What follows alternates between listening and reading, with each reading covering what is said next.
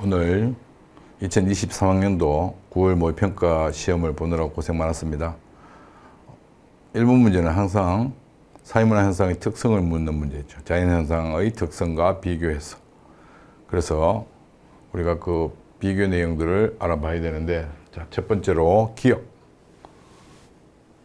일부 약제의 부작용이 남성에 비해 여성에게 더 많이 발생한다. 얘는 인간의 의지나 가치하고 관계없이 발생하는 현상이기 때문에 자연현상이죠. 그 다음 두 번째, 니은, 약의 효능에 영향을 주는 특정 단백질이 여성에게 부족한 것. 이것도 마찬가지. 의지나 가치가 개입돼서 여자만 더 부족하냐? 아니죠.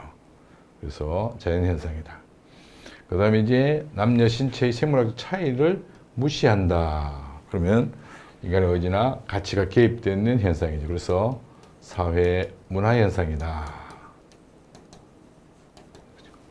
그 다음에 이제 리얼. 남성의 신체를 연구의 표준으로 간주하여 누가 간주하느냐? 사람이 간주한다는 거죠. 그래서 마찬가지로 얘도 사회 문화 현상이라는 거죠. 자, 이렇게 이제 자연 현상이냐 사회 문화 현상이냐를 구분해 놓고 시험 문제를 보게 되면 훨씬 더 쉬운데, 먼저 뭘 가치적, 이 말은 어디에 쓰이는 말이냐 하면은, 자, 다음 페이지를 한번 넘겨보면은, 뭘 가치적이라는 말은 자연현상의 특성이죠. 그렇죠.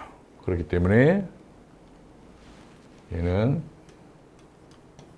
자연현상의 특성이다.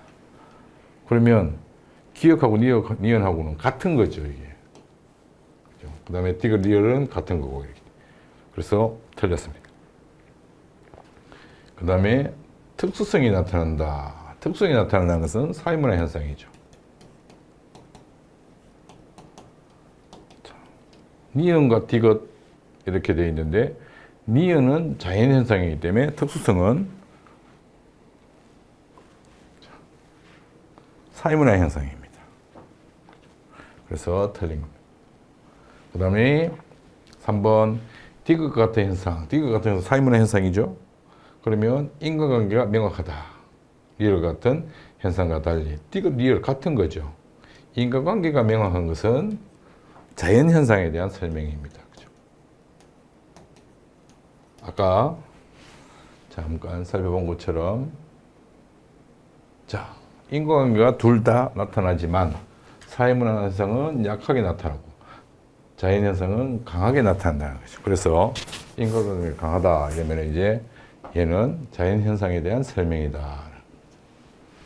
그 다음에 이제 4번 기억 니은 자연현상입니다. 그죠? 얘들 둘은 자연현상이죠. 디귿 리얼 사회문화 현상이죠. 달리 확실성에 원리가 적용된다. 확실성. 자, 확실성은 뭐예요? 이게 지금 자연현상의 특성입니다. 그렇죠? 그래서 얘가 정답이 되게 됩니다.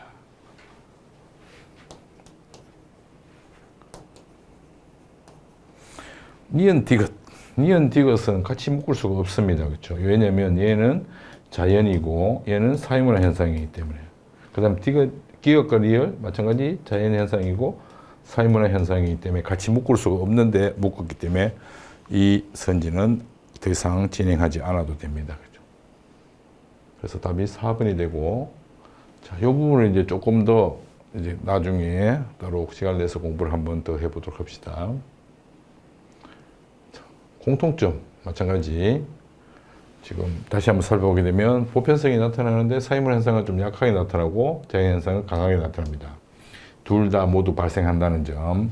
그 다음에 이제 경험적 자료 수집 가능성을 보게 되면 둘 다 연구자가 관찰, 조사 등을 통해 가지고 얻을 수 있는 그런 자료들이 있기 때문에 이러한 것들이 바로 경험적 자료라고 하는데, 이것을 통해서 연구가 가능하다. 과학적 탐구의 가능성도 마찬가지. 엄격한 연구 절차, 체계, 위기의 질서 이런 것들을 지키게 되면 연구가 둘 다 가능하다라는 겁니다. 그렇게 해서 1번 문제는 이제 사회문화 현상의 특성에 대해서 알아보는 문제로서 우리가 공부를 해봤고, 2번 문제. 자, 2번 문제는 이제 선지부터 먼저 보는 것이 오히려 문제 푸는데 도움이 많이 되죠. 그래서 먼저 첫 번째, 기억에서 독립변수는 반려견 양육 경험의 유무이다. 자, 봅시다. 기억이 조금 헷갈릴 수 있는데, 기억 가설이죠. 가설. 그렇죠. 그랬을 때 보니까 반려견을 키운 기간, 그 다음에 반려견과 같이 보내는 시간을 조사했습니다. 그렇죠. 시간을 조사했죠. 그러니까 여기서 양육 경험의 유무가 아니라 뭐로 봐야 돼요? 반려견을 키운 기간이나 그 다음에 이제 같이 보내는 시간이 얼마냐. 여기에 따라서 종속변이 달라지겠죠. 그래서 독립변이는 원인에 해당되는 요 반려견을 키운 기간, 반려견과 같이 보내는 시간, 요 두 가지가 되겠습니다. 그 다음 니은은 비역과 달리, 자, 니은은 우울감 정도, 생활 만족도 이렇게 해가지고 했는데, 요건 이제 조작적 정의죠. 그렇죠. 뭐에 대한 조작적 정의예요? 주관적 행복감이라고 하는 여기에 대한 조작적 정의입니다. 주관적 행복감에 대한 조작적 정의. 그럼 비협과 달리, 자, 비협은 반려견 양육 동기, 반려견에게 느끼는 감정. 자, 이건 이제 질문이죠. 그죠? 그러니까 얘는 어떤 감정을 느끼느냐, 이런 부분에 대한 질문을 한 것이기 때문에 조작적 정의하고 관계없습니다. 그래서 달리 해서 맞는 선지가 됩니다. 그 다음 디귿과 시엇은 디귿 자료를, 그 다음에 시엇도 자료를, 이렇게 됐죠. 그죠? 그러면 연구자가 언어적 상호작용, 자, 언어적 상호작용이라고 하는 게 이제 뭐냐, 이거부터 살펴보죠. 언어적 상호작용이라는 것은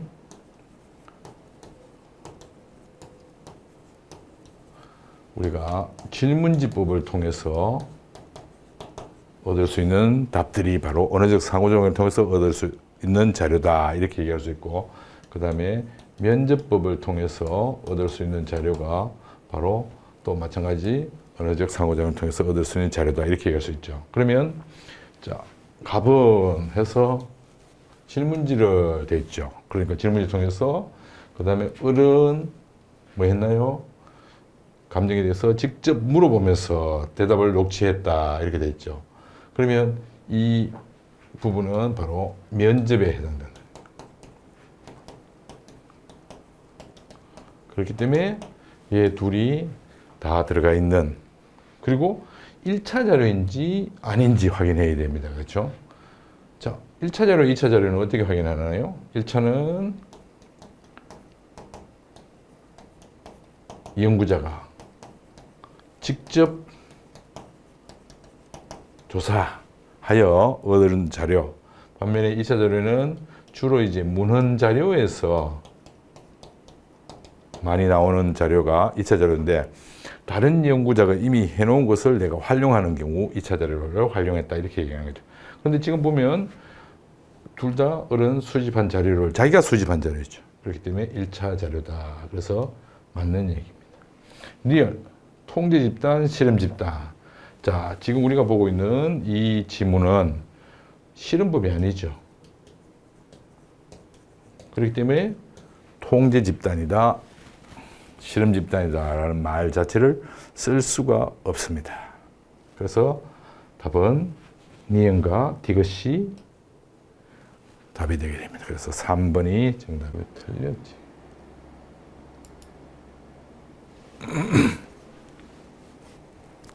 자, 3번 문제 한번 봅시다.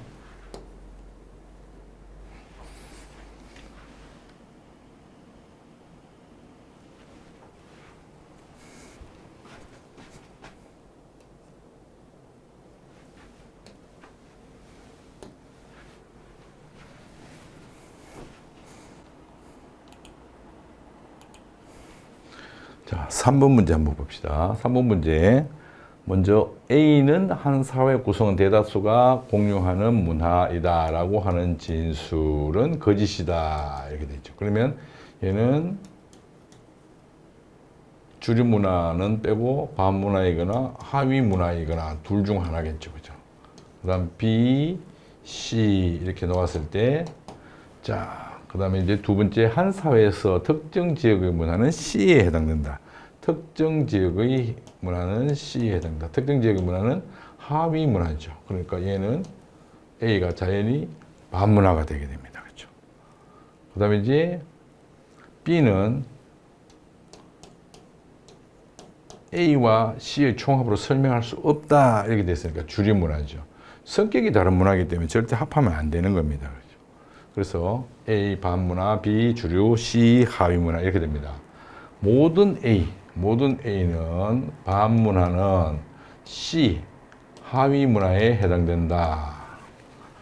아마 요 부분이 많이 틀렸을 거라고 생각이 됩니다. 헷갈렸을 것 같은데, 자, 우리가 전체 문화와 하위 문화의 관계에 대해서 한번 살펴보도록 합시다. 전체 문화와 하위 문화는 이렇게 크게 나누어지는데, 뭐 의미라고 하는 것은 굳이 뭐 꼭 알지 않아도 그 관계는 없을지 모르겠지만, 하위 문화는 유형이 지역 문화, 세대 문화, 반문화 이렇게 있죠, 그죠? 그러면 얘는 얘 속에 포함된다는 얘기죠. 포함 관계가 형성된다는 겁니다. 그렇기 때문에 자, 모든 반문화는 하위 문화에 해당한다. 맞는 답이 되는 겁니다. 그 다음에 B는 한 사회 내에서 양립할 수 없다. 아니죠. 주류 문화와 반문화는 양립할 수 있습니다. 그렇죠. 그 다음에 일탈로 규정되는 것은 반문화가 일탈로 규정되는 거죠. 그 다음에 이제 사회 변화에 따라서 반문화가 때로는 주류 문화가 되기도 하고 하위 문화가 마찬가지로 때로는 주류 문화가 되기도 한다는 것이죠. 그 다음에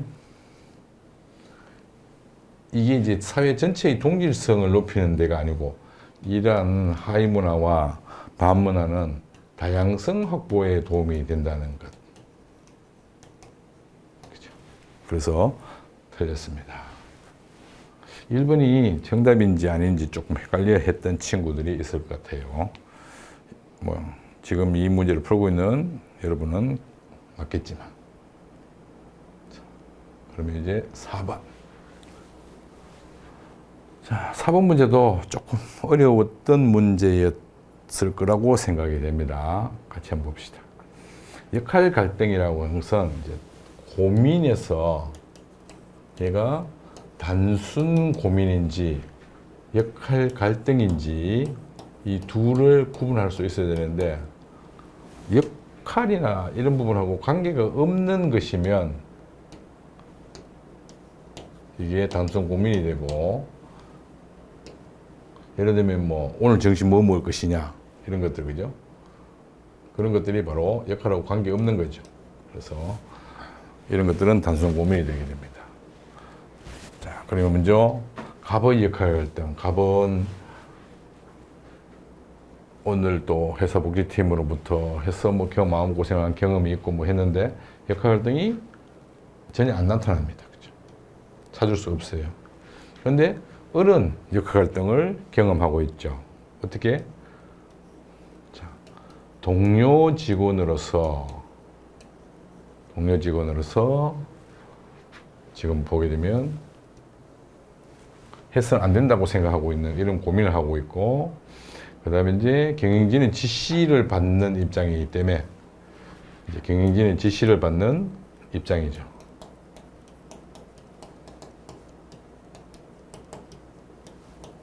그렇기 때문에 둘의 지위, 경영진의 지시를 받는 지위가 있죠.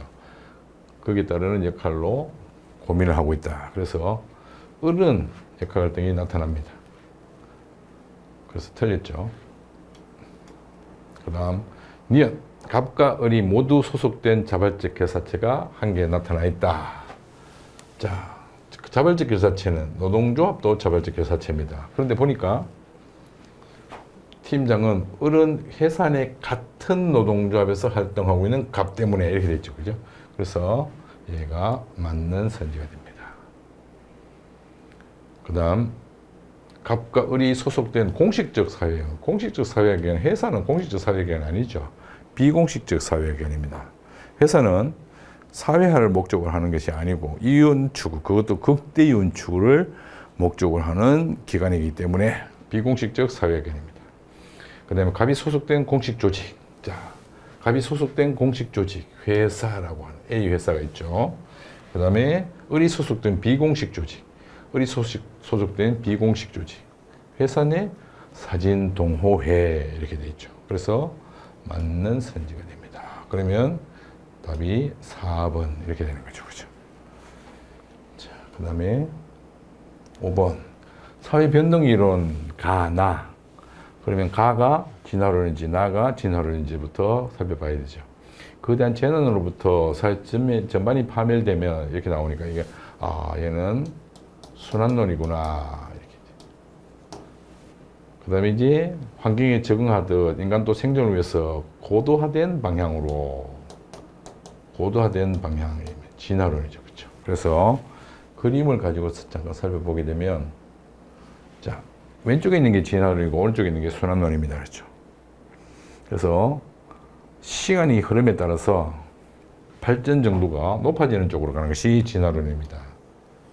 반면에 시간이 흐르지만 발전이 높았다가 낮았다 이 순환되는 과정을 거치는 것이 순환론이죠. 그렇기 때문에 지금 가는 순환론, 나는 진화론 이렇게 됩니다.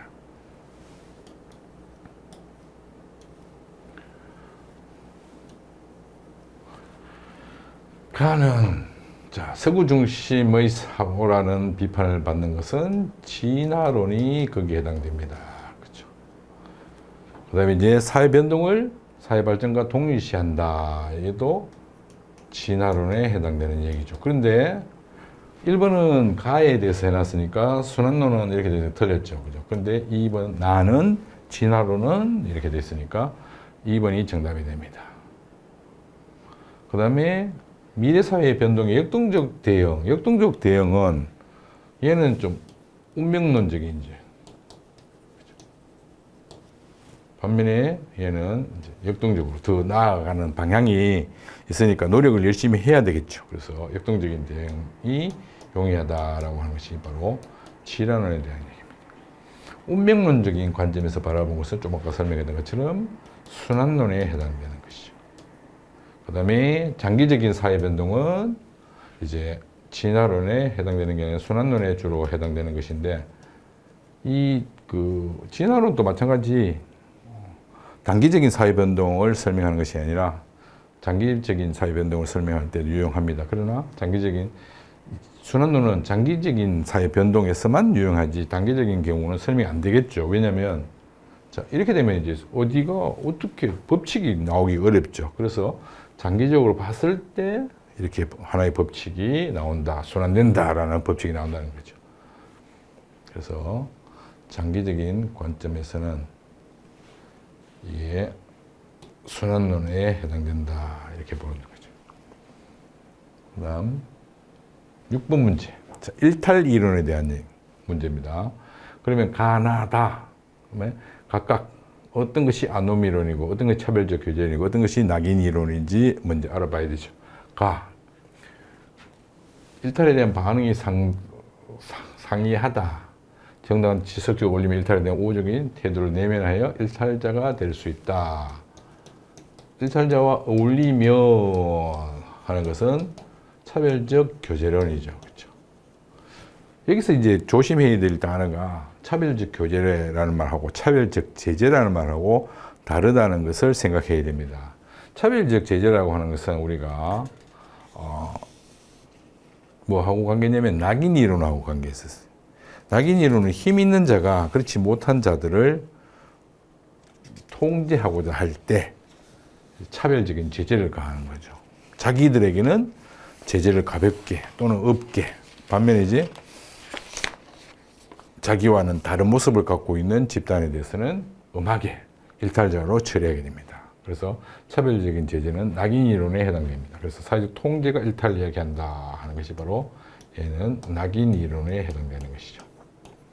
그 다음에 두 번째, 나아가 전통 규범이 붕괴되고 대체할 수 있는 규범이 없는 상황에서 목적과 방향을 상실하여 이렇게 됐죠. 그죠? 그러면 얘는 이제 아노미론이 되게 됩니다. 큐범이 붕괴되는. 그래서 타인과의 상호작용을 통해서 일탈이 학습된다고 본다. 차별적 교제론이라고 하는 것이 바로 상호작용을 통해서 학습된다고 보는 겁니다. 그래서 1번이 정답입니다. 부정적 자아가 형성되는 과정에 초점을 두는 것은 낙인 이론에 해당되는 설명입니다. 그죠? 그 다음에 일타자에 대한 새로운 대책으로 사회 규범의 재정립은 아노미론이죠.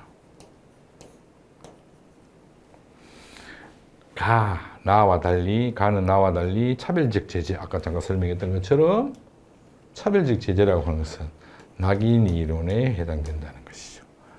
조심해야 될 그런 문구죠. 5번. 다는 낙인 이론은 차별적 교제론과 달리 일탈에 대한 대책으로 정상 집단. 가가 정상 집단과의 교류를 촉진하는 방법으로 일탈 행동을 해결하는 대책으로 알고 있습니다. 그렇기 때문에 5번은 서로 바꿔야 된다라는 거. 그럼 이제 그림을 한번 보면서 좀 더 보완을 해보도록 해봅시다. 먼저 첫 번째 차별적 교제 이론. 일탈 행위자하고 지속적인 접촉을 하는 거죠. 그렇죠. 그러니까 가만히 노는 곳에 백로에 가지 마라. 금묵자흑 뭐 이런 용어들이 어울리는 것이 바로 차별적 교제 이론입니다. 그래서 사회적 상호작용을 통해서 학습하게 된다는 것. 그 다음에 이제 디르케미 아노미 이론하고 머튼의 아노미 이론하고 아노미 이론은 두 가지가 있는데 조금 다르죠. 사회 변동이 일어났을 때 규범이 붕괴되고 구성이 혼란에 빠져 일탈 행동을 발생하는 즉 아노미 상태에서 일탈 행동을 하게 된다. 이렇게 보는 것은 이제 디르케미의 아노미 이론입니다. 이때 이제 이중 규범이 존재한다든지 무규범 상태가 된다든지 이렇게 되는 경우가 발생한다는 얘기죠. 그렇게 해서 아노미 상태에서 일탈 행동하게 된다는 것이 디르케미의 아노미론이고, 그 다음에 이제 머튼의 아노미론은 뭐냐면 목표하고 수단하고 이제 관계에 있어서 둘이 일치하지 않을 경우 목표는 한정되어 있는데 그걸 달성하고자 하는 수단은 이제 비합법적인 수단을 사용하는 거죠. 그렇게 했을 경우에 일탈 행동을 발생한다. 그 비합법적인 수단이 바로 일탈 행동이 되게 됩니다. 예를 들어서 좋은 대학을 가기 위해서 열심히 노력해서 공부하는 게 아니라 목표가 정해졌기 때문에 또 한정되어 있죠. 그렇기 때문에 부정한 방법, 남의 답을 본다든지 뭐 아니면 책을 본다든지 이런 식으로 해서 성적을 올리는 그런 방법을 통해서 좋은 성적을 거두고자 하는 것, 이런 것이 바로 일탈 행동에 해당된다는 거죠. 그 다음 낙인 이론에 대해서는 1차적 일탈에 대해서는 크게 이제 문제 삼지 않죠. 그런데 이제 1차적 일탈에서 차별적 제재가 이루어지게 됩니다. 그죠? 아까 잠깐 얘기했던 것처럼 강자가 약자를 자기 기준에 벗어나는 행동을 했을 경우 일탈로 낙인을 찍어버립니다. 그렇게 되면 이제 2차적 일탈이 되게 되는데 이게 이제 모든 사람이 다 이렇게 된다는 것은 아니다는 그런 한계점이 있는 것이 또 낙인 이론이다라는 거예요. 자, 그러면 이제 일탈 이론에 대해서는 이렇게 설명받고 7번 문제. 개인과 사회를 바라보는 관점. 그럼 지문이 어디에 해당되는지부터 알아봐야 됩니다. 그래서 요 지문도 조금 까다로운, 그래서 아마 이거를 3점으로 해놨다라고 생각이 되는 부분이 있습니다. 그죠? 덤벙대면 틀리는 거예요. 자, 한 사회 개인들은 활발하게 상호작용을 한다. 이것만 딱 보고 개인이 활발하게 상호작용하면 이거는 사회 명목론 이렇게 되겠죠. 그죠? 근데 이게 결론이 아니죠. 상호작용의 상당 부분은 해서 이제 앞에 문장을, 첫 번째 문장을 뒤집는 그런 내용이 나오게 됩니다. 언어적 상징을 기반으로 한다. 언어적 상징은 이미 부여된 규칙에 따라 이루어지며 이렇게 되어 있죠. 그죠? 무의식적인 문화 체계로 작동한다. 그러니까 알게 모르게 영향을 미친다. 힘이 작동한다. 이 말이에요. 그래서 결국은 인간은 언어적 상징에 이라는 감옥에 갇힌 죄수인 셈이다. 그러면 이건 결국 결론은 뭐냐 하면은 사회 실제론이다. 사회가 영향을 미친다라는 거죠. 자, 내용부터 잠깐만 한번 볼까요? 먼저 사회 맹목론. 사회 맹목론은 사회는 개인의 합에 불과하다. 즉 개인 훨씬 더 중요하게 생각합니다. 그래서 사회계약설. 사회계약설은 사회는 개인의 권리를 보호하기 위해서 개인과 사회가 계약을 한다는 것이 사회계약설이죠. 그러면 사회를 왜 구성하느냐? 개인의 권리를 보호하기 위해서 구성하는 거죠. 그래서 개인에게 초점 맞춰진다는 것입니다. 그래서 개인을 대했을 때 그 안에 존재하는 것은 개인의 합일 뿐이다라는 거죠. 반면에 이제 사회 실제론의 입장에서는 이제 사회는 독립된 실체로 따로 존재한다는 거죠. 따로 독립된 실체로. 이 그림이 잘못됐네요, 그죠? 이게 아까 그림하고 바뀌어야 되는 겁니다, 그죠? 이게 지금 의사 전달 과정에서 오류가 있었습니다, 그죠? 그래서 사회 유기체설하고 관련되는 그런 이론입니다. 그림은 이번에는 이렇게 이제 설명을 듣더라고 다음부터는 고쳐서 보여드리도록 하겠습니다. 자, 먼저 개인은 사회에서 구조화된 행동을 한다. 구조화된 행동을 한다. 사회에서 사회가 영향을 미치는 거죠. 그래서 사회 실제론입니다. 그죠? 그다음에 두 번째 니은 사회는 개인의 외부에서 독자적으로 아까 독자적으로 작동한다. 맞죠, 그죠? 그래서 답은 1번이 됩니다. 개인의 자율적 의지. 자율적 의지는 사회 명목론이죠. 그죠? 그 다음에 리얼, 사회는 개인의 이익 실현을 위한 수단에 불과하다. 이익 실현을 위한 수단에 불과하다. 이렇게 보는 것은 바로 사회 명목론의 입장입니다. 그죠? 개인이 우선시 된다라는 얘기입니다. 이 그림은 다시 한번 얘기했지만 이 뒤에 그림하고 바뀌었는 겁니다. 그죠? 이게 이제 개인의 합이 있을 때 그 외부에서 힘이 작용한다. 그래서 딱 갇혀 있는 거죠. 8번. 자, 연구에 대해서. 이거는 이제 연구 윤리에 대한 건데, 답은 이제 2번이죠. 그렇죠? 왜 2번이냐면, 자, 설문조사하고 이후 어른 연구 대상자의 실명이 포함된 응답자를 동료 학자에게 제공하였다. 이렇게 돼 있죠. 그래서 개인정보를 유출했다. 나머지는 뭐 따로 특별히 설명할 게 별로 없습니다. 자, 그 다음 9번. 빈곤. 빈곤에는 두 가지가 있죠. 그죠? 먼저 첫 번째, 상대적 빈곤하고 두 번째, 절대적 빈곤. 이렇게 됩니다. 그렇게 됐을 경우 A가 뭐고 B가 뭔지 이제 구분해야 됩니다. 먼저 B, 한 사회에서 구성원들이 일반적으로 누리는 생활 수준에 필요한 소득이 부족한 상태. 뭐예요? 얘가 상대적 빈곤이 되죠. 그러면 절대적 빈곤은 A가 되겠죠. 그랬을 경우 A에 속하는 가구는 B에 속할 수 없다. 아니죠. 우리가 이제 빈곤선 이렇게 얘기할 때 절대적 빈곤선, 상대적 빈곤선 뭐 이렇게 놓여지는 경우 있고 절상 이렇게 놓여지는 경우도 있고 또 이게 반대로 놓여지는 경우도 있죠. 그 다음에 또 이게 딱 일치하는 이런 경우도 있습니다.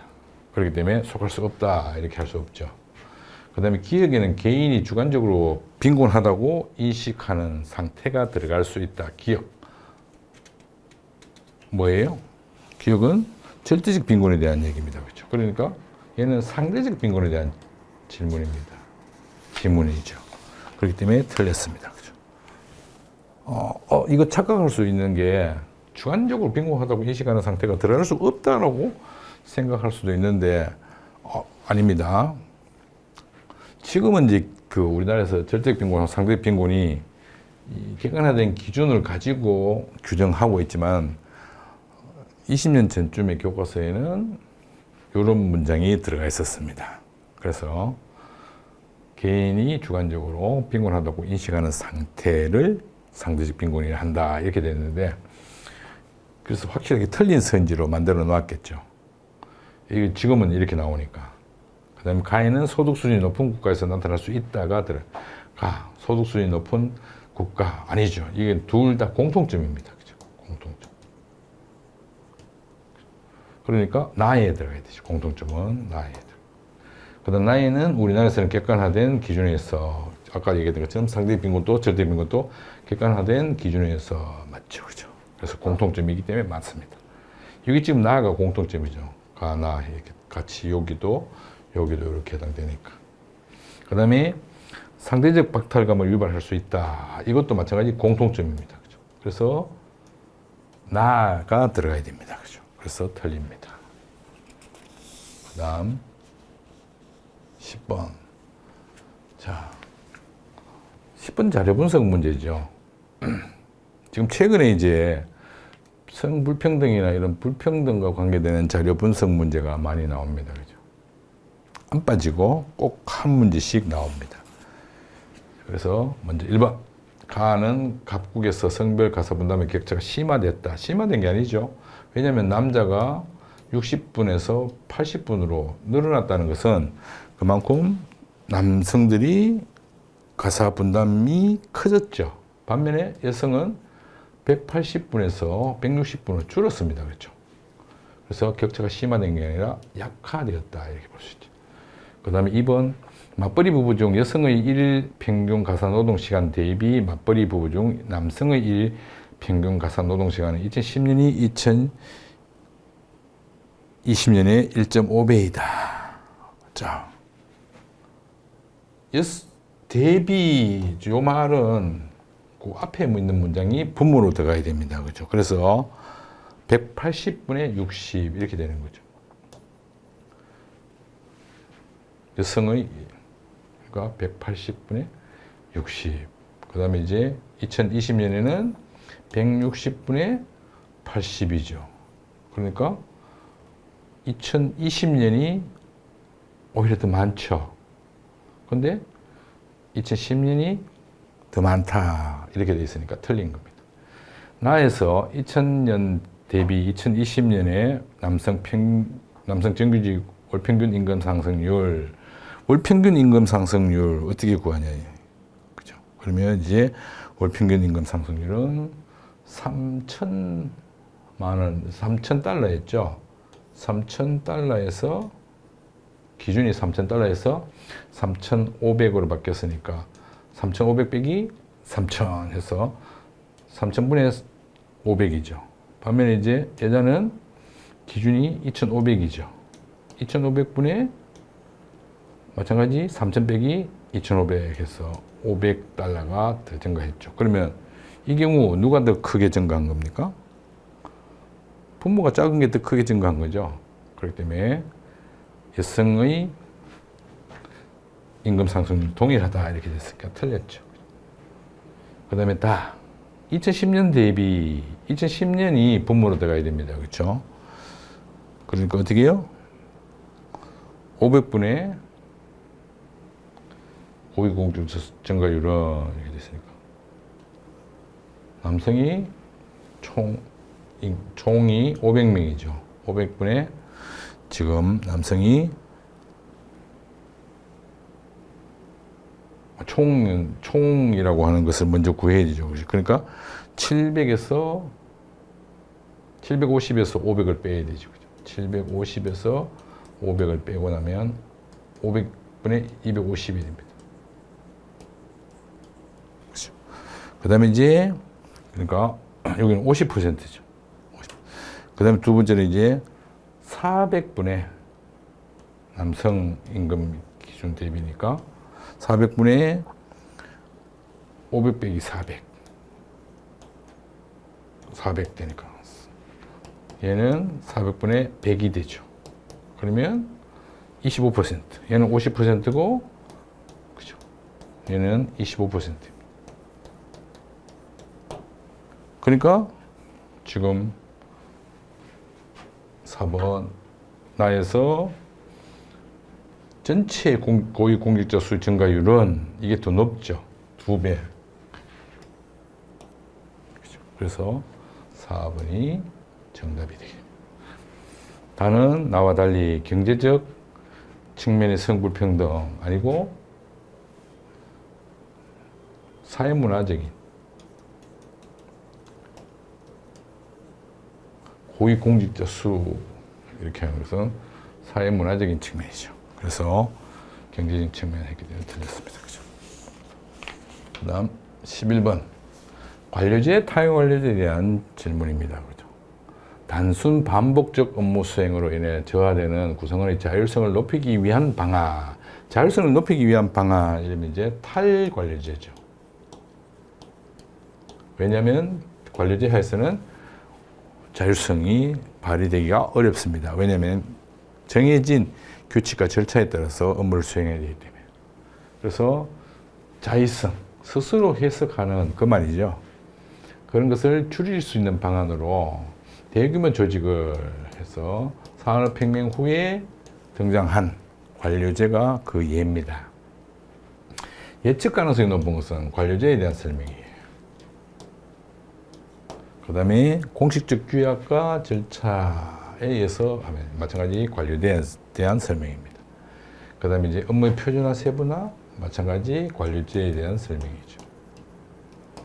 상향식 의사결정, 이것은 이제 탈관료제죠. 그 다음에 인공서열, 관료제에 대한 설명이고, 그 다음에 성과에 따른 보상, 탈관료제죠. 그러니까 이제 답은 3번이 B는 A에 비해 이렇게 되어 있는 3번이 정답입니다. 그렇죠? 관료제에 대한 설명을 잘 해놓은 것이 3번이 정답입니다. 자, 그 다음에 이제 12번 문제를 보도록 하겠습니다.